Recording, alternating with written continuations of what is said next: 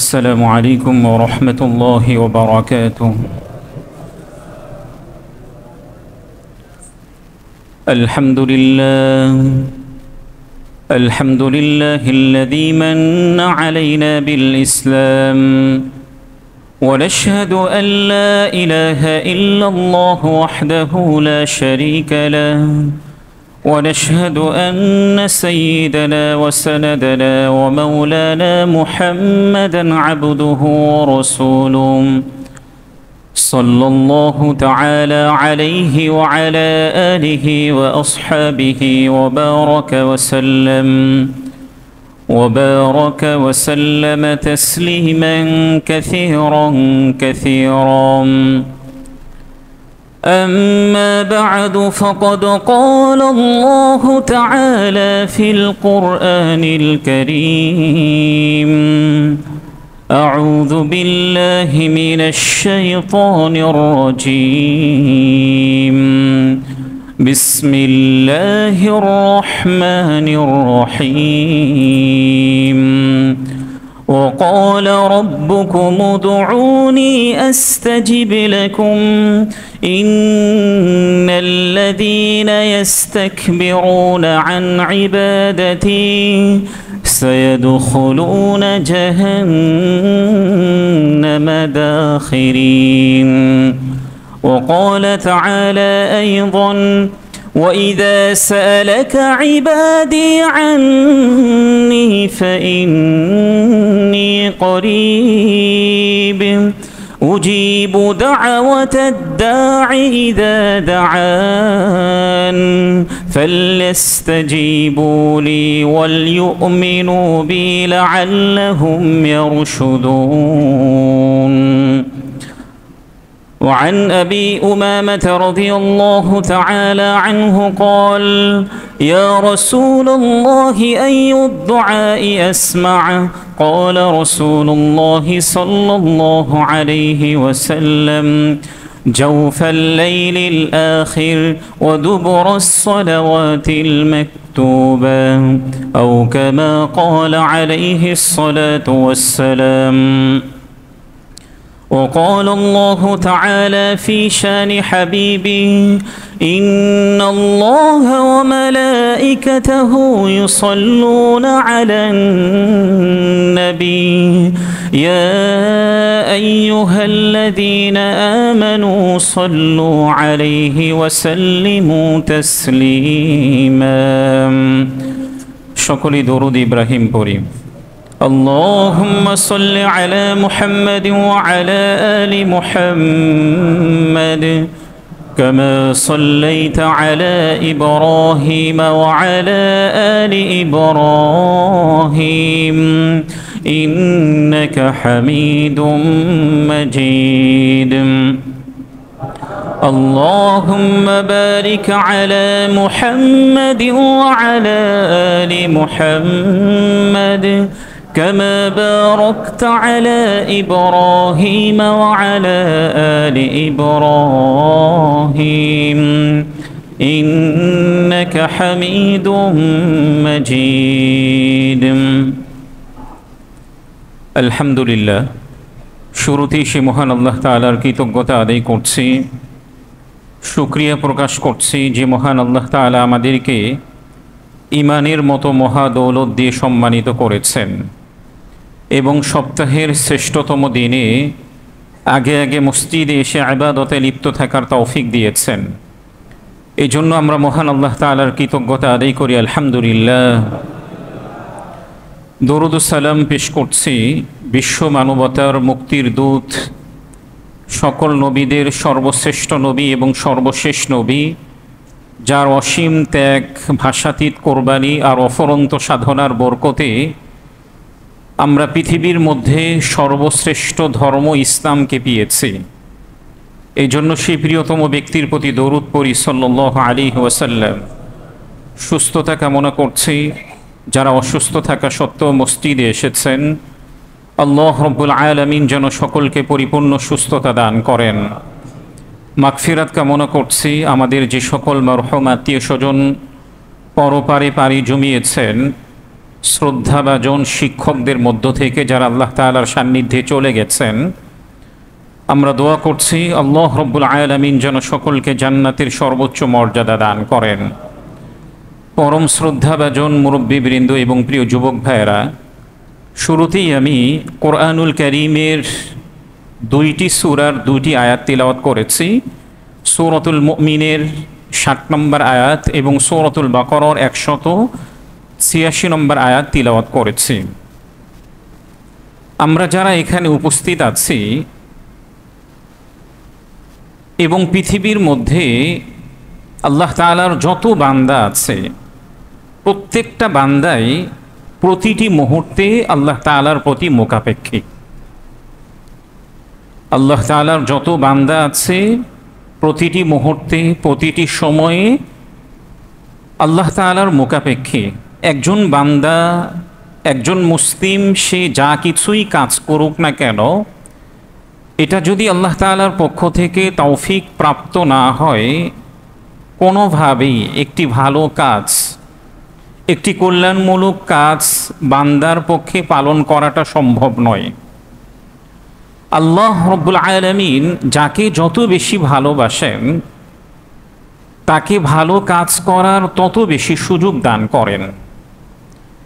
এই জন্য কল্যাণমূলক কাজ করার সুযোগ পাওয়াটা, তৌফিক প্রাপ্ত হওয়াটাও আল্লাহ তাআলার পক্ষ থেকে একটি বিশেষ রহমত। এই জন্য যে কোনো কাজে আল্লাহ তাআলার পক্ষ থেকে রহমত প্রাপ্ত হওয়া, আল্লাহ তাআলার কাছে তৌফিক চাওয়া এবং জীবনের প্রতিটি সমস্যাকে আল্লাহ তাআলার কাছেই বলা, এটাও আল্লাহ তাআলার আমাদের জন্য একটা অনুগ্রহ করেছেন যে আমরা আমাদের জীবনের সব কিছুকে আল্লাহ তাআলার কাছে সোপর্দ করছি।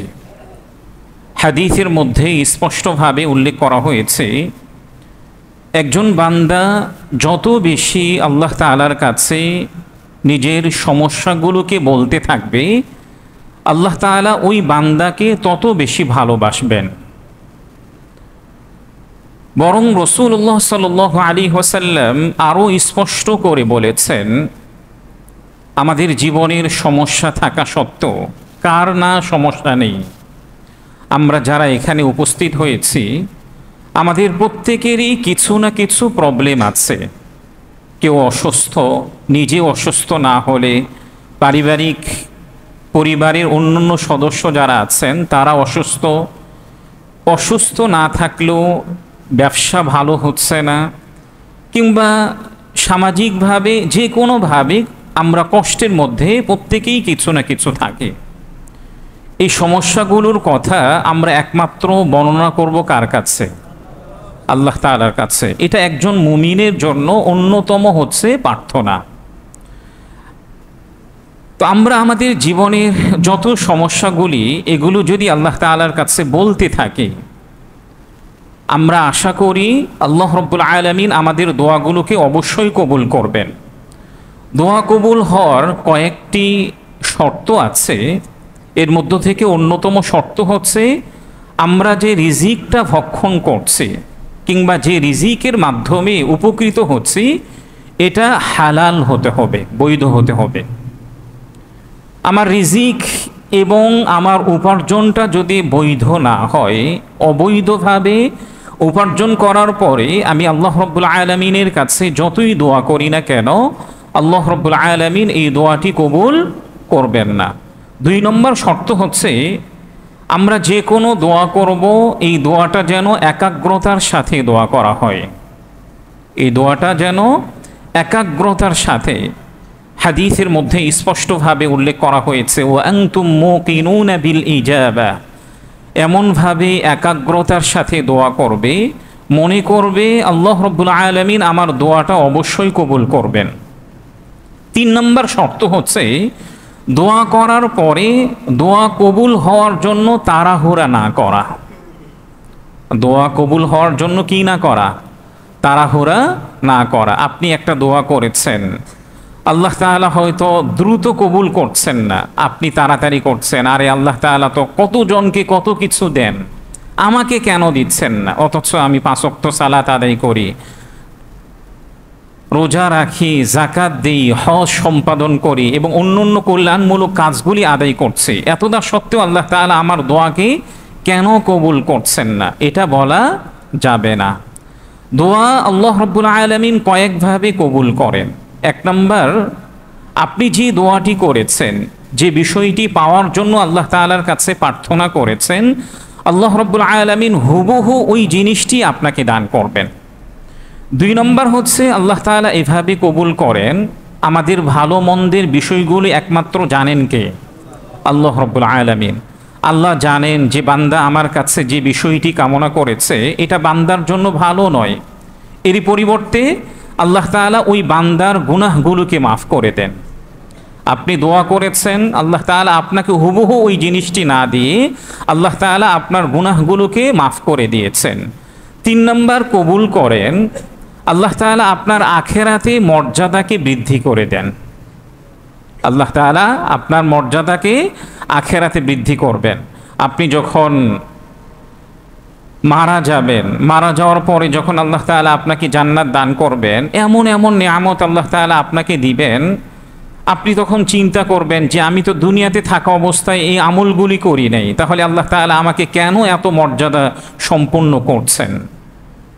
আল্লাহ তাআলা এর প্রতি উত্তরে বলবেন যে বান্দা, তুমি যে দুনিয়াতে থাকা অবস্থায় যে দোয়াগুলি করেছিলে ওই দোয়াটা আমি হুবহু তোমাকে দেই নাই, এর বিনিময়ে আখেরাতে তোমার মর্যাদাকে বৃদ্ধি করে দিয়েছে।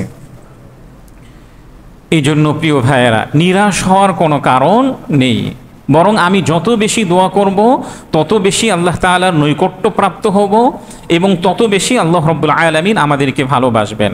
আল্লাহ রাব্বুল আলামিন কোরআনুল কারীমের সূরাতুল মুমিনের 60 নম্বর আয়াতের মধ্যে আল্লাহ তাআলা উল্লেখ করেছেন, ওয়াকালা রাব্বুকুম উদউনি আস্তাজিব লাকুম।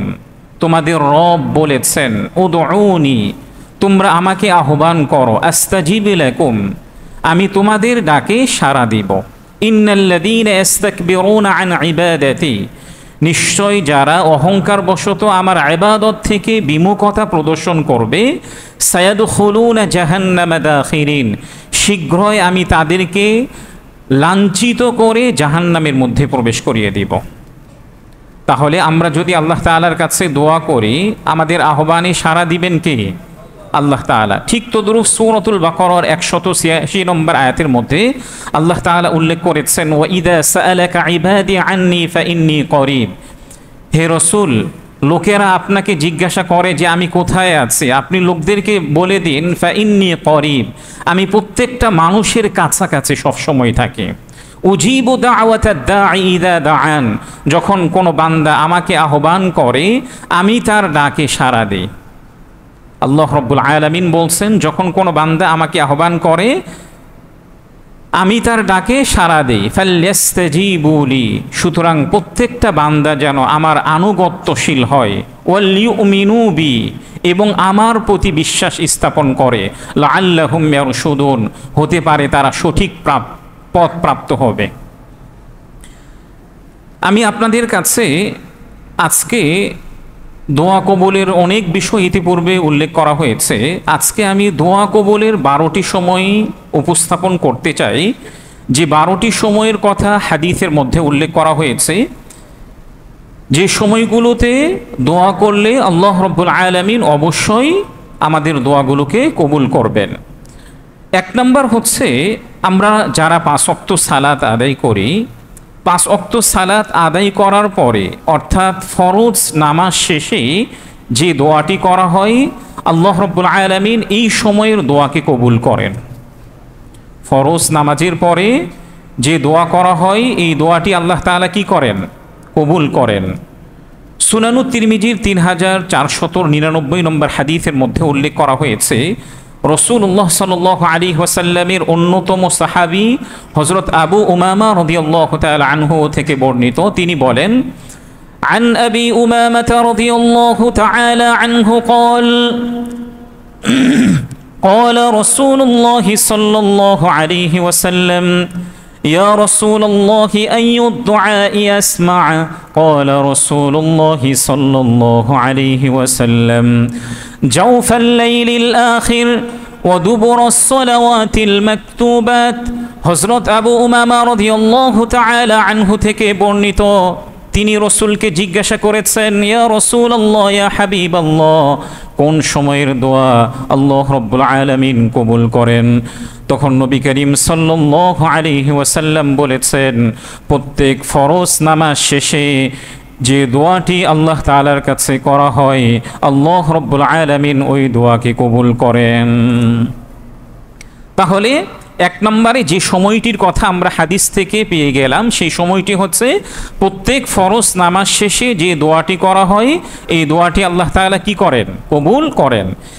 এই হাদিসের ব্যাখ্যা করতে গিয়ে মুহাদ্দিসিনে কেরামগণ বলেছেন, ফরজ নামাজ শেষে কোন সময়ের কথা উল্লেখ করা হয়েছে?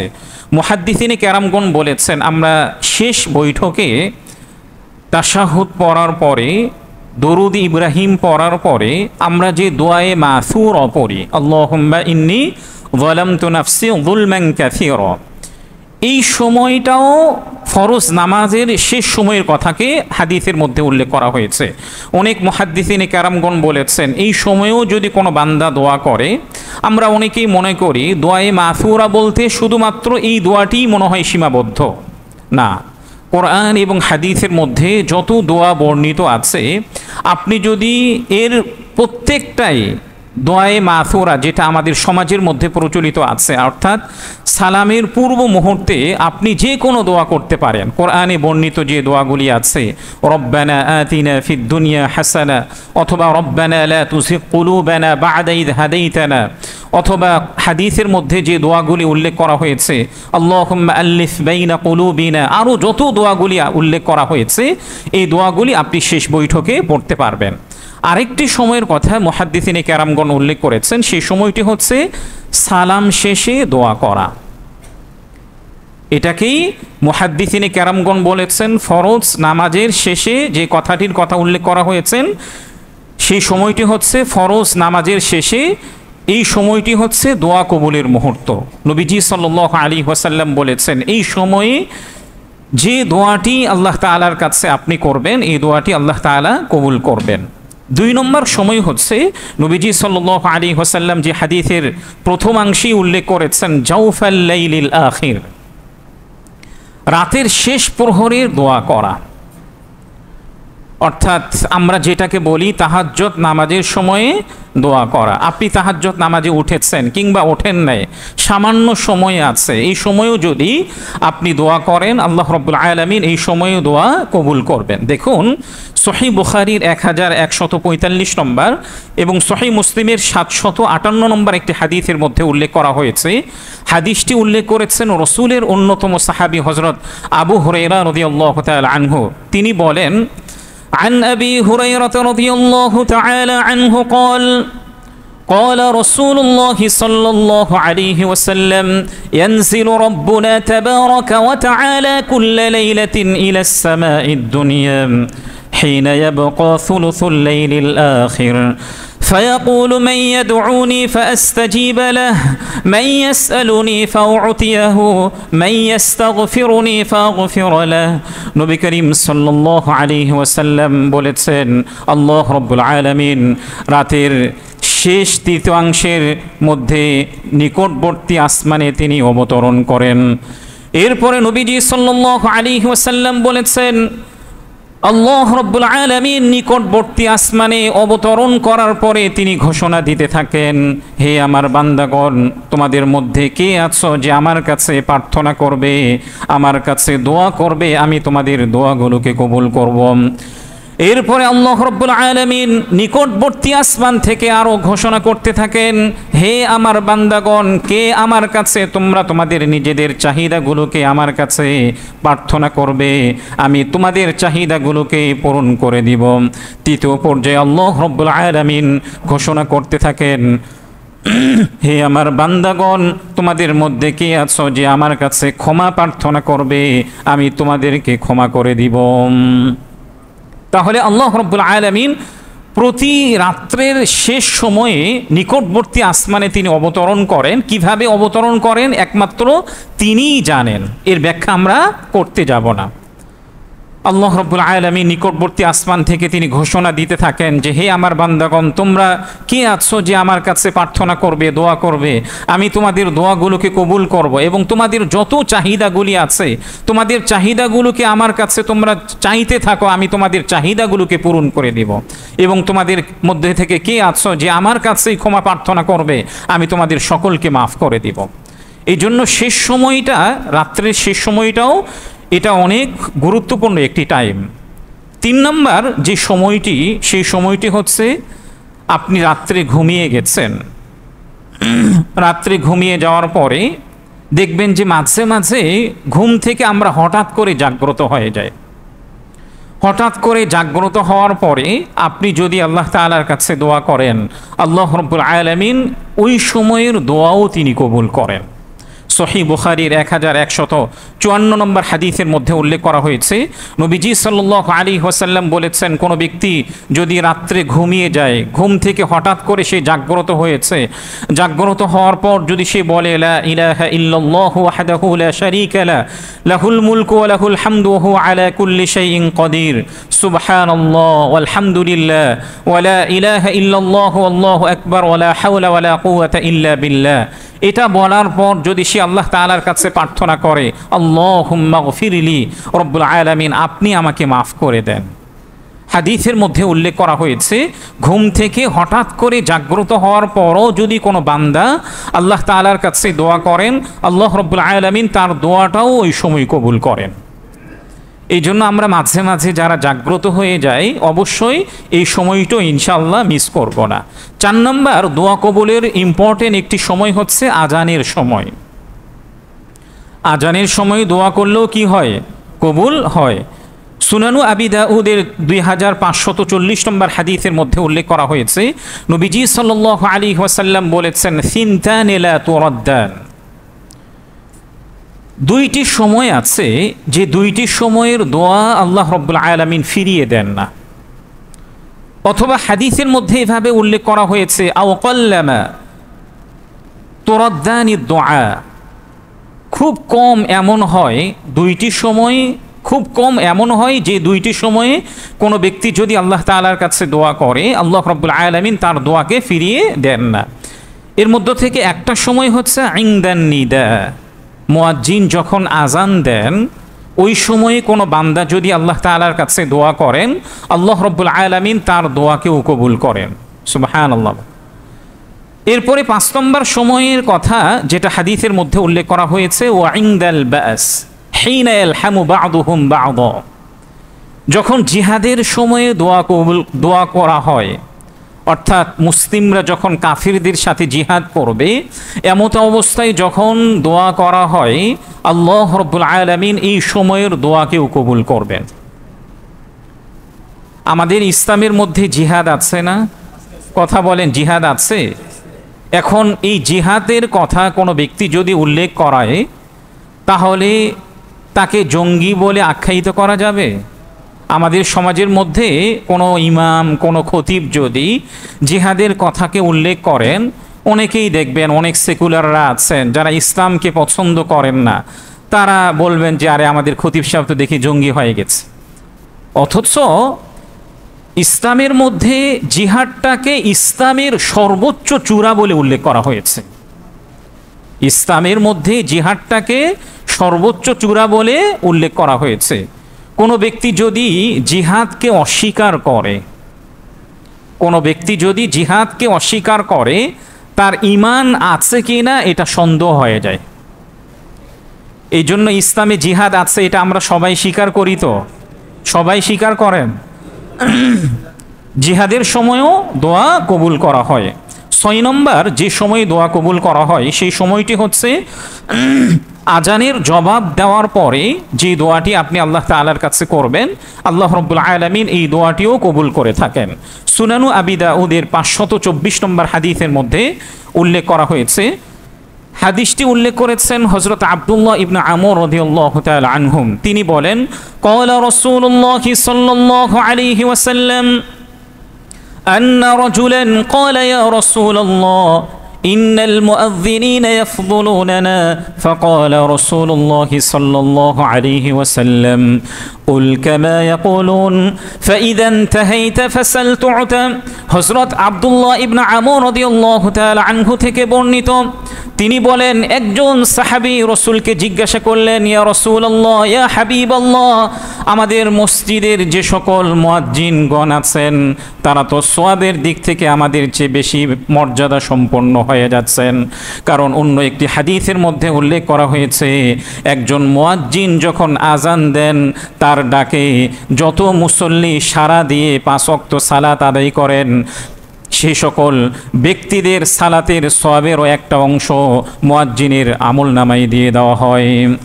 এই জন্য ওই সাহাবী রসুলকে জিজ্ঞাসা করলেন, ইয়া রাসূলুল্লাহ, ইয়া হাবিবাল্লাহ, মুয়াজ্জিনগণ তো আমাদের চেয়ে সওয়াবের দিক থেকে শ্রেষ্ঠ মর্যাদা নিয়ে যাচ্ছে, এমত অবস্থায় আমাদের জন্য কি করণীয়?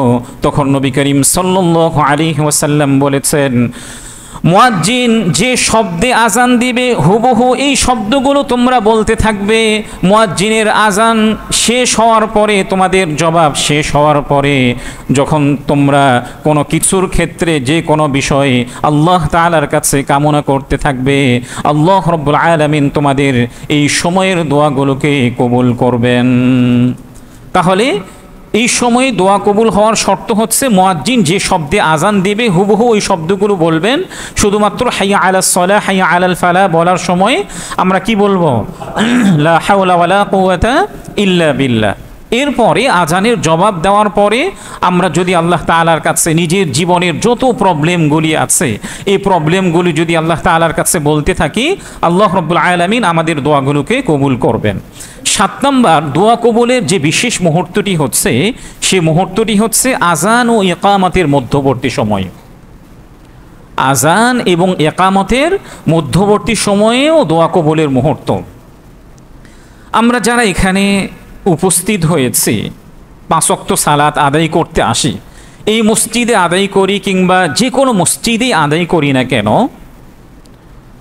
যদি ফরজ নামাজের পূর্বে সুন্নত থাকে তাহলে আমরা সুন্নত আদায় করি। এরপরে আমরা কি করি? অপেক্ষা করতে থাকি ইমাম সাহেব কখন আসবে, অথবা আমরা বারবার ঘড়ির দিকে তাকাতে থাকি যে ফরজ নামাজের টাইম তো হয়ে যাচ্ছে, কেন ইমাম সাহেব আসছে না? অথচ এটা যে একটা ভেরি ইম্পর্টেন্ট টাইম, এটাকে আমরা অনেকেই জানি না কিংবা জানলেও বিশেষভাবে গুরুত্ব দিতে চাই না। নবীজি সাল্লাল্লাহু আলাইহি ওয়াসাল্লাম হাদিসের মধ্যে মুসান্নাফ ইবনে আবি শাইবার 8552 নম্বরের মধ্যে উল্লেখ করা হয়েছে, নবীজি সাল্লাল্লাহু আলাইহি ওয়াসাল্লাম স্পষ্টভাবে উল্লেখ করেছেন, ইন্না দুআ লা ইউরাদ্দু বাইনাল আযানি ওয়াল ইকামা। আজান এবং একামতের মধ্যবর্তী সময় হচ্ছে দোয়া কবুলের সময়।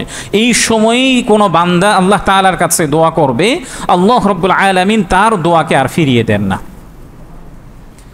আজ থেকে মসজিদে আসার পরে, আজান হওয়ার পরে একামত হওয়া পর্যন্ত এই মধ্যবর্তী সময় যেগুলি আছে, এটা গুরুত্বপূর্ণ সময় জেনে অবশ্যই আমরা আল্লাহ তাআলার কাছে দোয়া করতে থাকবো ইনশাআল্লাহ। দেখেন, পৃথিবীর ইতিহাস শুরু লগ্ন থেকে নিয়ে কিয়ামত পর্যন্ত কিছু ব্যক্তি থাকবে যাদের দোয়াকে আল্লাহ রাব্বুল আলামিন কবুল করবেন। স্পেশালিভাবে আল্লাহ রাব্বুল আলামিন তাদেরকে এমন বিশেষ যোগ্যতা দিবেন, আল্লাহ রাব্বুল আলামিন তাদেরকে এমনভাবে কবুল করবেন যারা যে কোনো টাইমে আল্লাহ তাআলার কাছে দোয়া করবেন, আল্লাহ তাআলা তাদের দোয়াগুলোকে কবুল করবেন। এমন ব্যক্তিদেরকে বলা হয় মুস্তাজাবুদ দাওয়া। এমন ব্যক্তিদেরকে কি বলা হয়? মুস্তাজাবুদ দাওয়া। সাহাবীদের মধ্য থেকে কয়েকজন ছিলেন, এর মধ্য থেকে অন্যতম একজন সাহাবী ছিলেন হযরত সাআদ ইবনে আবি ওয়াক্কাস রাদিয়াল্লাহু তাআলা আনহু। হযরত সাআদ ইবনে আবি ওয়াক্কাস রাদিয়াল্লাহু তাআলা আনহু তিনি যখন মনে চায় তখনই দোয়া করতেন, আর তার দোয়াকে আল্লাহ তাআলা কখনোই ফিরাতেন না। সাহাবীদের মধ্যে প্রসিদ্ধ হয়ে গিয়েছিলেন যে আমাদের সাআদ ইবনে আবি ওয়াক্কাস তিনি মুস্তাজাবুদ দাওয়া, তিনি যে কোনো টাইমে আল্লাহ তাআলার কাছে দোয়া করেন, আল্লাহ রাব্বুল আলামিন তার দোয়াকে কবুল করেন। আমি আমার উস্তাদদের মধ্য থেকে, শিক্ষকদের মধ্য থেকে কয়েকজনকে পেয়েছি, এর মধ্য থেকে একজনের কথা আমি উল্লেখ করেছি। আমি ভারতে থাকা অবস্থায় যার কাছে সহিহ বুখারীর 2য় খণ্ড আমি অধ্যয়ন করেছিলাম, পুরো এলাকার মধ্যে তিনি প্রসিদ্ধ ছিলেন, তিনি একজন মুস্তাজাবুদ দাওয়া। এই জন্য মাদ্রাসায় যে কোনো সমস্যায় কিংবা দূর থেকে একজন শিল্পপতি ব্যক্তি এসেছেন, তার পারিবারিক সমস্যা, ব্যবসায়িক সমস্যা, মাদ্রাসার সকলে মিলে আমাদের এই ওস্তাদকে দায়িত্ব দেওয়া হতো, তিনি দোয়া করতেন। পরবর্তীতে বাস্তবিক পক্ষে দেখা যেত যে আল্লাহ তাআলা তার দোয়াকে কবুল করেছেন, ওই ব্যক্তির প্রবলেমগুলি সলভ হয়ে গিয়েছে। আমার এই ওস্তাদের নাম ছিলেন আব্দুল হক আল আদমি রহিমাহুল্লাহ। আমরা বাংলাদেশে আসার পরেই তিনি পরের বছরে ইন্তেকাল করেছেন। আল্লাহ রাব্বুল আলামিন তাকে জান্নাতের সর্বোচ্চ মর্যাদা দান করুন। কিছু সময় আমি তার খেদমত করেছি, মাথা টিপে দিয়েছি, পা টিপে দিয়েছিলাম। অনেক বার্ধক্যে উপনীত হয়ে গিয়েছিলেন, প্রায় 90 বছর এই সময় তিনি ইন্তেকাল করেছেন। আমি মনে করি আমি আমার জীবনে যা কিছু পেয়েছি শিক্ষকদের সেবা করে এবং তাদেরকে সন্তুষ্ট করে তাদের দোয়ার বরকতে পেয়েছি। আমি আমার জীবনে যা কিছু পেয়েছি আমি মনে করি কয়েকজন ব্যক্তির দোয়ার মাধ্যমে পেয়েছি। একজন তো হচ্ছে আমাদের শিক্ষক যারা ছিলেন তাদের দোয়ার মাধ্যমে, আরেকজন হচ্ছে আমার সম্মানিতা মা, আরেকজন হচ্ছে আমার নানু। আল্লাহ রাব্বুল আলামিন সবাইকে ভালো রাখুন। তো এখানে আরেকটা কথা উল্লেখ করা দরকার, আমাদের সমাজে গত 5 তারিখের পর থেকে একটা কালচার শুরু হয়েছে, বিভিন্ন প্রতিষ্ঠানে শিক্ষকদেরকে বিভিন্নভাবে হেনস্থা করা হচ্ছে। স্টুডেন্ট যারা আছেন তারা গিয়ে প্রধান শিক্ষক হোক কিংবা যে কোনো আরেকজন অধ্যাপককে হোক, জোর করে বাধ্য করে তাকে বরখাস্ত করা হচ্ছে এবং তিনি পদত্যাগপত্র দিয়ে দিচ্ছেন। একজন ছোট্ট স্টুডেন্ট তার বাবার বয়সী কিংবা দাদার বয়সী একজন শিক্ষককে কিভাবে হেনস্থা করতে পারে? হ্যাঁ, ওই শিক্ষক যদি বাস্তবিক পক্ষে গত 15 বছরে ক্ষমতার পাওয়ার দেখিয়ে সে নিজের সুবিধা যদি গ্রহণ করে থাকে কিংবা স্টুডেন্টদের উপর কোনো টর্চারিং করে থাকে, এটা প্রশাসনের মাধ্যমে সমাধান হবে। নিজে কখনোই এটা সমাধানের উপযুক্ত বিষয় নয়। এই জন্য দয়া করে, বিশেষ করে যে সকল স্টুডেন্টরা এখানে উপস্থিত আছো, তোমাদেরকে অনুরোধ করছি তোমাদের কোনো শিক্ষকদের সাথে তোমরা বেয়াদবিমূলক আচরণ করবে না। এটা কখনোই ভালো ফলাফল বয়ে আনবে না। আল্লাহ রাব্বুল আলামিন আমাদের সকলকে, আমাদের যত শিক্ষক আছেন যাদের কাছে আমরা একটা শব্দও শিখেছি, তাদেরকে যথাযথ সম্মান করার তৌফিক দান করেন। 8 নম্বর সময় হচ্ছে সিজদারত অবস্থায় আল্লাহ তাআলার কাছে দোয়া করলে আল্লাহ রাব্বুল আলামিন ওই সময়ের দোয়া কবুল করেন। সহিহ মুসলিমের 482 নম্বর হাদিসের মধ্যে উল্লেখ করা হয়েছে, নবীজি সাল্লাল্লাহু আলাইহি ওয়াসাল্লাম বলেছেন, আকরাবু মা ইয়াকুনুল আবদু মির রাব্বিহি ওয়া হুয়া সাজিদুন ফাআকসিরুদ দুআ। একজন বান্দা আল্লাহ রাব্বুল আলামিনের সবচেয়ে বেশি যে সময়ে নৈকট্যশীল হয় সেই সময়টি হচ্ছে একজন বান্দা যখন সিজদারত অবস্থায় থাকে। একজন বান্দা যখন সিজদারত অবস্থায় থাকে সে সবচেয়ে বেশি ওই সময় আল্লাহ তাআলার নৈকট্যশীল হন। নবীজি সাল্লাল্লাহু আলাইহি ওয়াসাল্লাম বলেছেন, তোমরা সিজদারত অবস্থায় বেশি বেশি আল্লাহ তাআলার কাছে দোয়া করবে, আল্লাহ রাব্বুল আলামিন তোমাদের এই সময়ের দোয়াগুলোকে কবুল করবেন। 9 নম্বর সময় হচ্ছে রোজা অবস্থায় যদি দোয়া করা হয় আল্লাহ রাব্বুল আলামিন এই সময়ের দোয়াও কবুল করবেন। 10 নম্বর সময় হচ্ছে সফর অবস্থায় দোয়া করা। আপনি সফর, মুসাফিরের ডেফিনেশন হচ্ছে, সংজ্ঞা হচ্ছে একজন ব্যক্তি যখন 48 মাইল নিজ গৃহ থেকে সফর করে কোথাও যাবে ওই সময় তাকে মুসাফির বলা হবে। মুসাফির থাকা অবস্থায় যখন আপনি আল্লাহ তাআলার কাছে দোয়া করবেন আল্লাহ রাব্বুল আলামিন অবশ্যই আপনার দোয়াগুলোকে কবুল করবেন। 11 নম্বর সময় হচ্ছে জুমার দিনের একটা বিশেষ মুহূর্তে, যে সময়ের দোয়া আল্লাহ রাব্বুল আলামিন কবুল করবেন। সহিহ বুখারীর 935 নম্বর এবং সহিহ মুসলিমের 853 নম্বর হাদিসের মধ্যে উল্লেখ করা হয়েছে, قال رسول الله صلى الله عليه وسلم إن في الجمعة لساعة لا يوافقها عبد مسلم يسأل الله تعالى شيئا إلا أعطاه إياه। নবী করিম সাল্লাল্লাহু আলাইহি ওয়াসাল্লাম বলেছেন, জুমার দিনে একটা স্পেশালি মুহূর্ত আছে, একটা সময় আছে, ওই সময়ে কোনো বান্দা যখন আল্লাহ তাআলার কাছে দোয়া করে আল্লাহ রাব্বুল আলামিন ওই সময়ে যে কোনো দোয়াই আল্লাহ তাআলার কাছে করা হোক না কেন আল্লাহ রাব্বুল আলামিন তার দোয়াকে কবুল করে থাকেন। নবীজি সাল্লাল্লাহু আলাইহি ওয়াসাল্লাম আরেকটা হাদিসের মধ্যে উল্লেখ করেছেন নবীজি বলেছেন ওহিয়া সাআতুন খফিফা, সেই সময়টা হচ্ছে একেবারে অল্প সময়। জুমার দিনে যে একটা স্পেশালি টাইম আছে, একেবারে এই সময়টা কি অল্প সময়। এই হাদিসের ব্যাখ্যা করতে গিয়ে মুহাদ্দিসিনে কেরামগণ বলেছেন আসলে এই সময়টা কখন, কোন সময়। কতিপয় মুহাদ্দিসিনে কেরামগণ বলেছেন যখন খতিব সাহেব মেম্বরের উপর আরোহণ করেন তখন থেকে এই সময়টা শুরু হয়, যতক্ষণ পর্যন্ত তিনি নামাজ শেষ না করেছেন। যতক্ষণ পর্যন্ত তিনি নামাজ শেষ না করেছেন ততক্ষণ পর্যন্ত দোয়া কবুলের মুহূর্ত। কতিপয় মুহাদ্দিসিনে কেরামগণ বলেছেন 2 খুতবার মধ্যবর্তী সময়ে যে দোয়া করা হবে সেই সময়ে দোয়া কবুল করে থাকেন। 2 খুতবার মধ্যবর্তী সময় কতটুকু টাইম? একেবারে অল্প টাইম। আপনারা খেয়াল করেছেন কিনা দেখবেন, আমি কিন্তু এই সময় অনেক দোয়া করি। এই সময়ে আমি অনেক দোয়া করি, যে দোয়াগুলি আমার জন্য খুবই গুরুত্বপূর্ণ, এই দোয়াগুলি আমি এই সময় করে থাকি। 3 নম্বর টাইমের কথা নবীজি সাল্লাল্লাহু আলাইহি ওয়াসাল্লাম বলেছেন, সেটা হচ্ছে আসর থেকে নিয়ে মাগরিব পর্যন্ত এই টাইমটা হচ্ছে জুমার দিন, এটা হচ্ছে দোয়া কবুলের মুহূর্ত। কতিপয় মুহাদ্দিসিনে কেরামগণ আরও একটু অগ্রসর হয়ে বলেছেন সেই সময়টা হচ্ছে জুমার দিনে সূর্যাস্তের পূর্বে যে অল্প একটা টাইম আছে, এই সময়টা হচ্ছে দোয়া কবুলের মুহূর্ত। এই জন্য মুহাদ্দিসিনে কেরামগণ যে 4টি টাইমের কথাকে উল্লেখ করেছেন, অবশ্যই এই 4টা টাইমকে আমরা কি করব, ইনশাআল্লাহ গুরুত্ব দেওয়ার চেষ্টা করব। 12 নম্বর যে সময়ে দোয়া কবুল হওয়ার সময় বা যে সময় আল্লাহ রাব্বুল আলামিন দোয়া কবুল করে থাকেন, সেটা হচ্ছে একজন মুসলিম যখন অনুপস্থিত আরেকজন মুসলিমের জন্য দোয়া করবেন। একজন মুসলিম যখন আরেকজন অনুপস্থিত মুসলিমের জন্য দোয়া করবেন, ওই সময়ে আল্লাহ রাব্বুল আলামিন তার দোয়াকে কবুল করবেন।